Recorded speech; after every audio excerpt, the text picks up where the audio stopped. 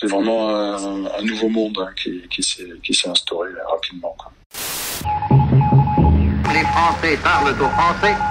Cette semaine, Stéphane, installé en Nouvelle-Calédonie et qui a subi un effondrement soudain de son quotidien, nous livre un témoignage brut et empreint d'émotion.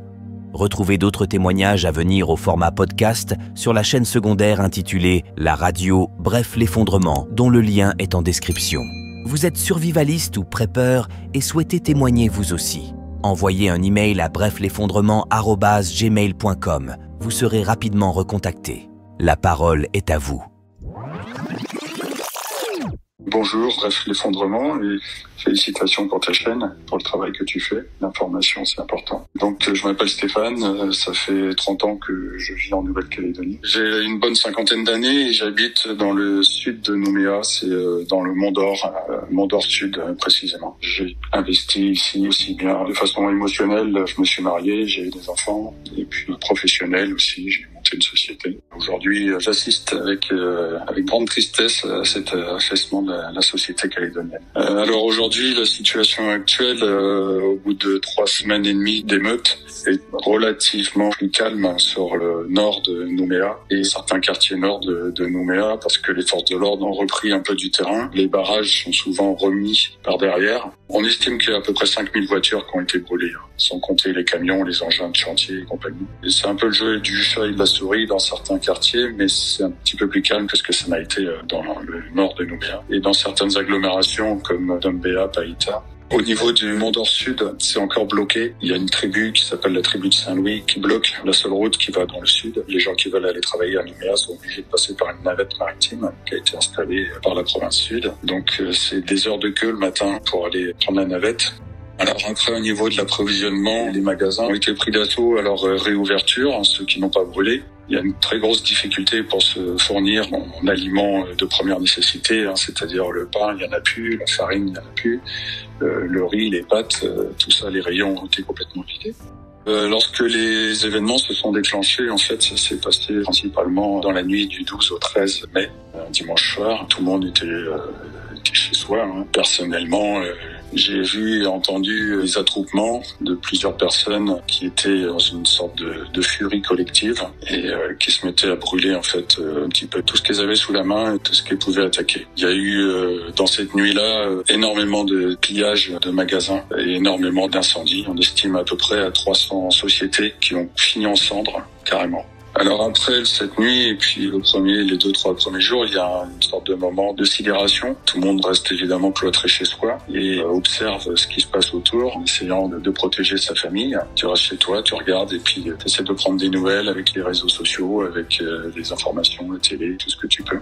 Plusieurs jours après, tu commences à te réunir avec quelques voisins, faire des petits réseaux pour que chacun se soutienne mentalement et puis éventuellement apporte aux personnes les plus vulnérables de quoi manger ou un soutien de surveillance. Ça se résume principalement à ça et essayer de s'informer. On ne peut pas se sentir en sécurité dans son domicile dans ces conditions parce qu'on ne sait pas où est-ce que ça va exploser, où est-ce que les émeutiers vont aller. J'ai de quoi me défendre, mais c'est une solution qui est toujours ultime en cas d'invasion de la maison. On va pas aller jouer au cow-boy dehors, c'est pas du tout l'idée. Il y a beaucoup de quartiers qui sont barricadés maintenant, effectivement. Les voisins se réunissent et puis essaient de bloquer les rues, les accès des quartiers pour éviter que les émeutiers ne rentrent profondément dans ces quartiers-là. Le supermarché a été sauvé par des bénévoles qui se relaient toujours la nuit et le jour, 24 heures sur 24. Les barrages se font avec les moyens du bord. Ça peut être une carcasse de voiture, ça peut être une machine à laver, ça peut être des troncs d'arbres. C'est tout ce qui passe. En une semaine à peu près, il y a une organisation qui se crée. En quelques jours, c'est des gens qui sont les plus préparés qui se relaient et puis après, il y a d'autres personnes qui arrivent. Je ne sais pas si je peux dire que je suis un survivaliste ou un prépeur, mais je m'intéresse beaucoup à la question depuis des années. Et franchement, je suis très heureux de m'y être intéressé, même si pendant très longtemps, j'ai eu un peu l'impression d'avoir ce qu'on appelle le syndrome de Cassandre, c'est-à-dire qu'on essaie d'alerter les gens, on essaie de les prévenir, leur dire, vous savez, la stabilité de la société actuelle, elle tient pas à grand-chose, elle tient à un fil, et ça peut très bien s'effondrer. Ça se passe dans de nombreux pays. J'ai appris à faire un petit potager, j'ai appris à faire un poulailler, à avoir des poules, à pousser mes légumes. Personnellement, j'ai pas subi de manque de nourriture encore parce que j'ai du stock et puis j'ai réussi à aller faire 2-3 provisions. Pour l'instant, je n'en souffre pas, mais je sais qu'il y a des personnes qui sont plus isolées et qui, effectivement, commencent à se poser des questions pour savoir comment ils vont manger le lendemain ou comment ils vont donner à manger à leurs enfants. Le distributeur a été vidé dès les premiers jours, donc l'argent liquide ne circule presque plus. Il y a un système de troc qui s'installe, puis il y a des producteurs locaux qui donnent aussi beaucoup de surplus ou de choses qu'ils n'arrivent pas à envoyer sur Nouméa avant que ça périsse. Donc il y a une entraide qui est effective, heureusement. On tient, c'est au jour le jour. On a du mal à se projeter sur l'avenir surtout. Personnellement, je connais 3 personnes 4 même, qui ont perdu complètement leur société. Ça a été brûlé, alors en plus parfois les gens s'aperçoivent que les murs ne sont pas assurés, donc c'est la double peine.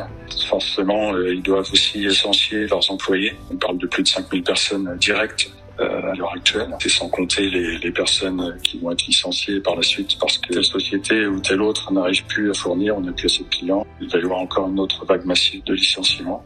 J'ai voulu témoigner pour informer les gens en métropole. Je ne vais pas rentrer dans le débat politique, mais informer par rapport au risque d'affaissement ou d'effondrement de société ou peut-être même de civilisation. Je pense que c'est excessivement important de ne pas se voiler la face. S'il y a un conseil que je peux donner, c'est surtout de bien réfléchir à ce qui se passe, prendre du temps pour s'informer, c'est important. Ne pas croire les médias forcément et ne pas croire que le gouvernement, les gouvernements, quels qu'ils soient, veuillent notre bien à tous. La politique de l'autruche, en cas d'effondrement, est la pire des choses. Il faut vraiment informer, il faut vraiment se tenir au courant et pas se voiler la face.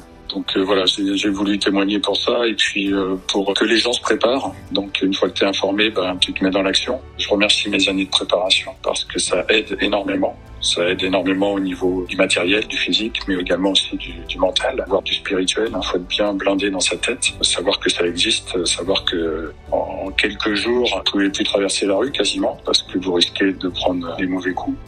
Envisager l'avenir aujourd'hui, c'est très compliqué. C'est très compliqué parce qu'il y a une fracture qui s'est créée dans cette Nouvelle-Calédonie qu'on aime tous, qui est un pays magnifique, qui est vraiment un pays extraordinaire, mais là, il y a une fracture qui s'est clairement créée et ça va être très compliqué de reconstruire. Ça va être à chacun de faire un effort pour pouvoir regarder l'autre en face sans avoir peur, sans avoir de haine, parce que là, il y a énormément de haine qui s'est déversée sur le Caillou, sur le territoire de la Nouvelle-Calédonie.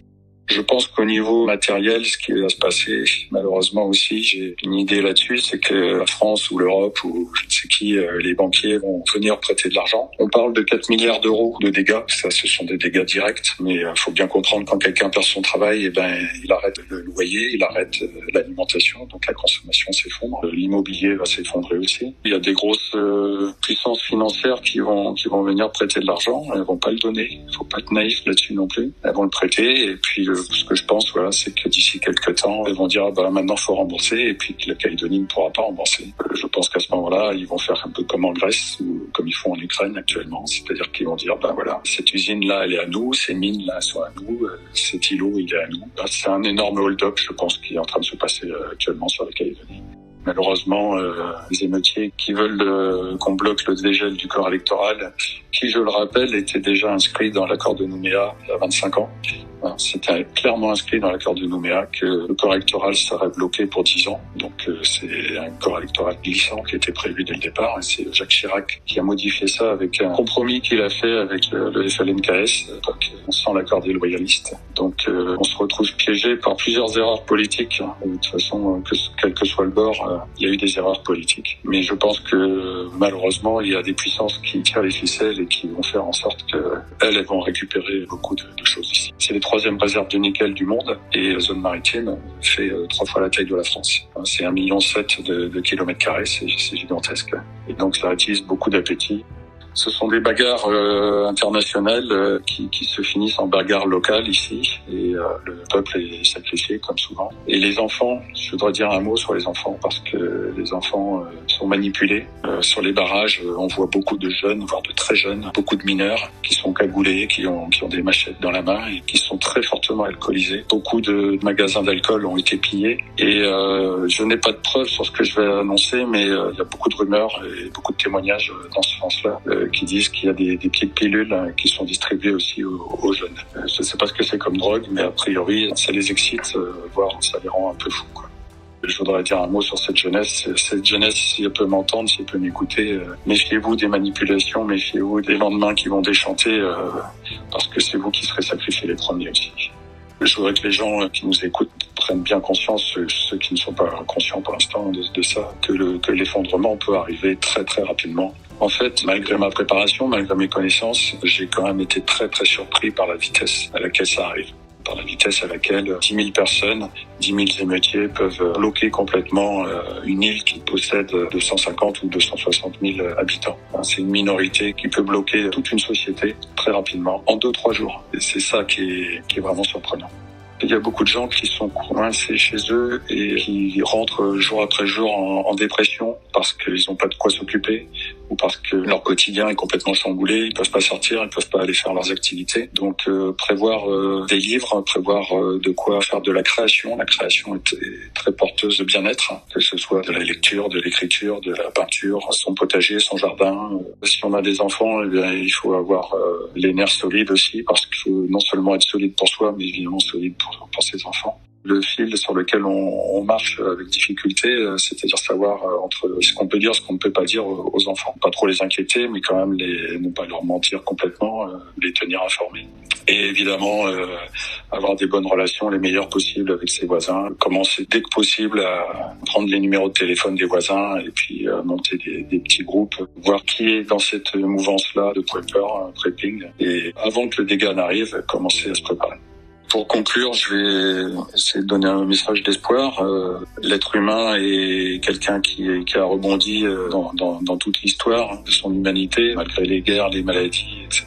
Donc, s'il y a des gens qui m'écoutent et qui sont dans la tristesse, le désespoir, qu'ils gardent l'espoir surtout. Les périodes difficiles ne durent pas trop longtemps. Par contre, les gens qui sont préparés, qui sont durs mentalement, eux, ils résistent mieux. Donc, gardez espoir. Et puis, pour toute la jeunesse mélanésienne, kanak qui peut nous écouter, c'est un message de paix et un message de respect que je voudrais transmettre aussi en finale. La terre est à tous ceux qui veulent bien y mettre son travail et son amour.